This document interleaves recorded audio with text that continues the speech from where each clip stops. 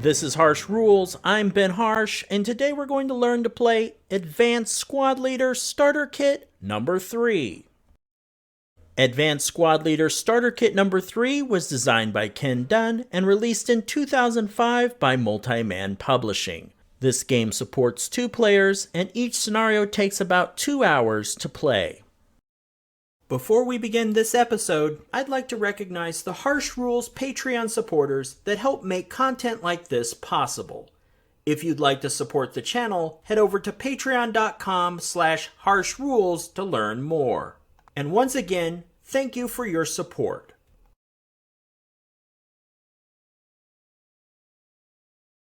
Welcome back to the Harsh Rules breakdown for Advanced Squad Leader Starter Kit number 3.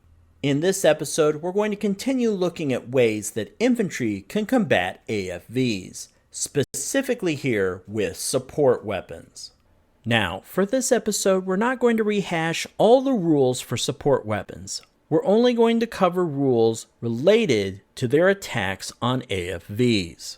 With that said, we still have a lot to cover, so let's get started. In Advanced Squad Leader, machine gun support weapons can be used to attack AFVs.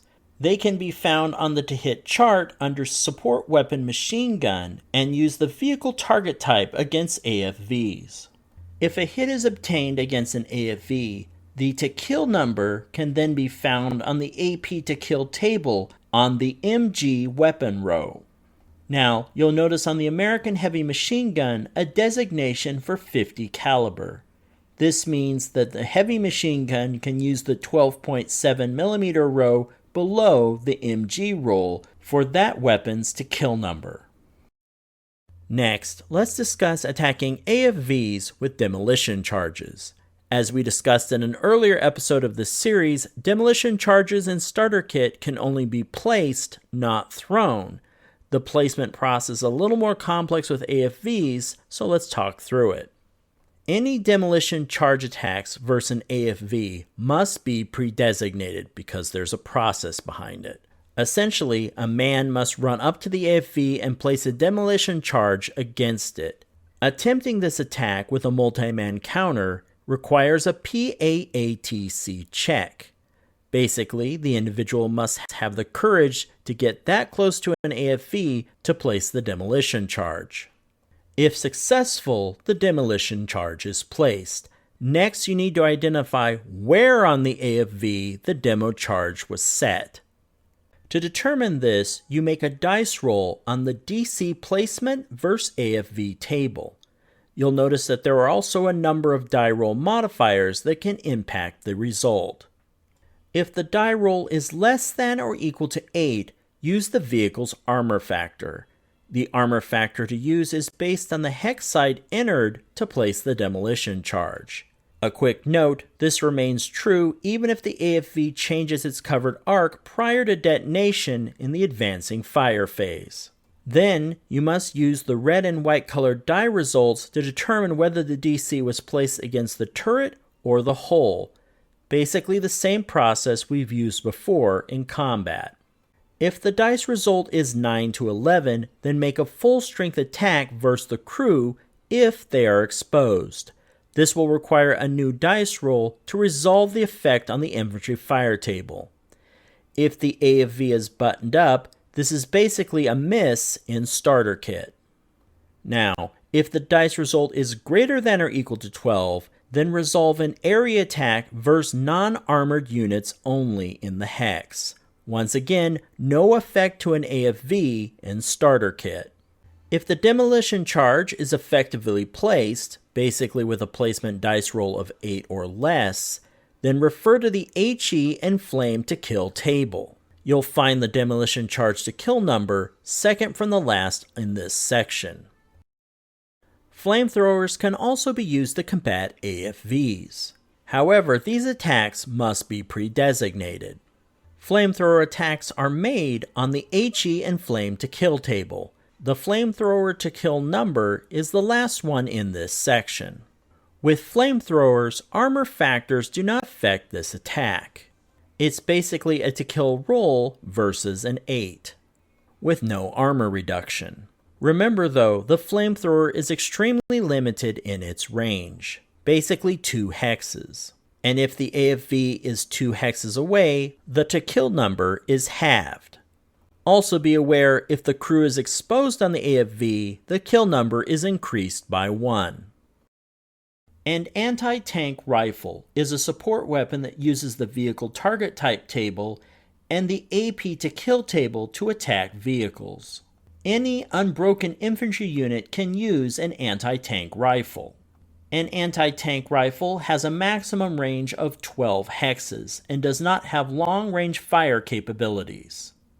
If used on the infantry fire table versus infantry, it fires with a 1 firepower rating and is allowed to fire group. Normal breakdown and repair rules apply to an anti-tank rifle. Leadership modifiers can apply to any anti-tank rifle use. Finally, an anti-tank rifle does not leave residual firepower.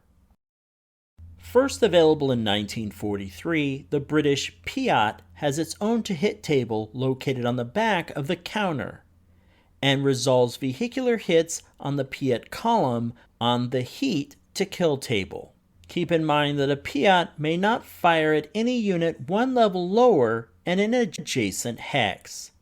The PIAT can be used by a single man counter at full effect, although no leadership benefit would apply unless another leader were directing.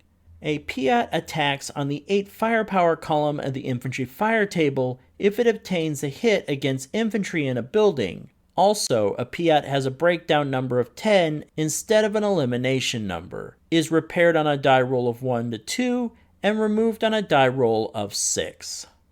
When used against AFVs, reference the heat to kill table to find the to kill number. Bazookas and Panzer Shreks are similar light anti-tank weapons that secure a hit on AFVs by using the range and to hit number on the back of their respective counters. If a hit is secured against an AFV, it is then resolved on the heat to kill table. You'll notice that the Bazooka has a 1943 version with a to kill number of 13 and a 1944 or 1945 version with a to kill number of 16. The Panzer Shrek has a to kill number of 26 and is right next to the Panzerfaust, which we will talk about next. Beginning in 1943, all good order German infantry units still capable of firing during the current fire phase may possibly use a Panzerfaust. Panzerfausts are one-shot light anti-tank weapons that do not suffer breakdowns. They may be fired at vehicles, guns, and infantry inside buildings that provide a terrain effects modifier. There is a large panel on the foldout included in the game that has various rules associated with these weapons. Let's walk through the rules in this panel to learn how Panzerfausts work. First, the German player must check to see the number of Panzerfausts available in a scenario. Using this table with the scenario's date will tell you how many Panzerfausts are available. In pre-1944 scenarios, the German player will receive Panzerfausts equal to the number of squads in their order of battle. 1944 scenarios will receive 1.5 times the number of squads in their order of battle, rounded down, and 1945 scenarios will receive twice as many per number of squads in the order of battle. Once you know how many Panzerfausts each squad is carrying, prior to firing a Panzerfaust, the player will need to make a Panzerfaust availability die roll to see if that squad is in a position to use it. There are also modifiers to this single die roll. For example, a -1 if the date is 1945, a +1 if the target is not an AFV, a +1 if the firer is exhausted, a +1 if the firer is a half squad, and a +2 if the firer is a single man counter.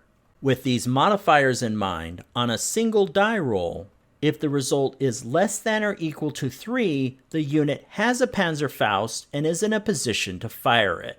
A die result equal to or greater than 4 means the unit does not have a Panzerfaust Basically, they're not in a position to fire it. Be aware though, an original die roll of 6 will pin the firer, and if the firer is already pinned, will break them.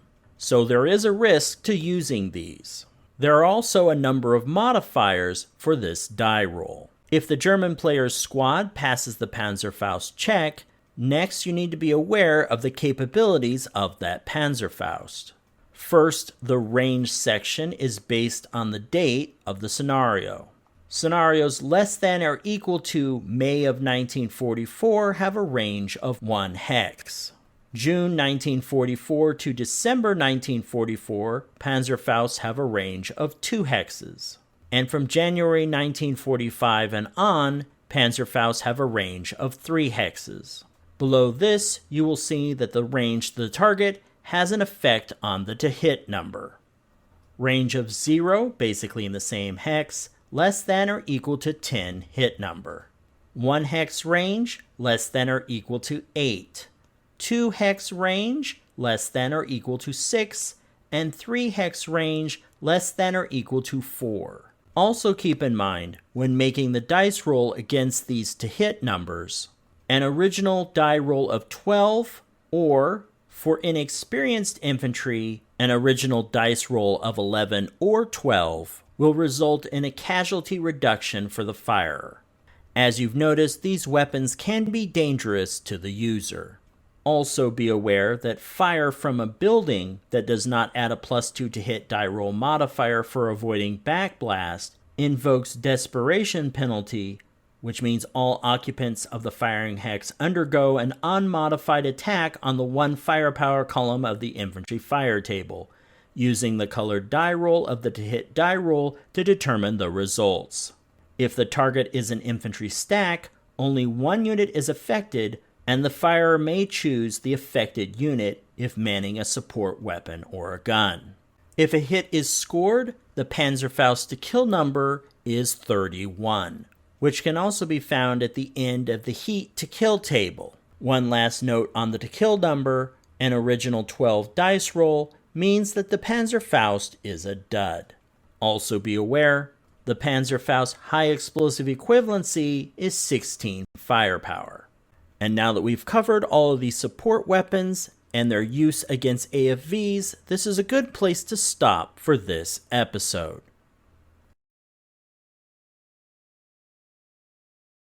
If you found this video helpful, please give me a like and share with your friends.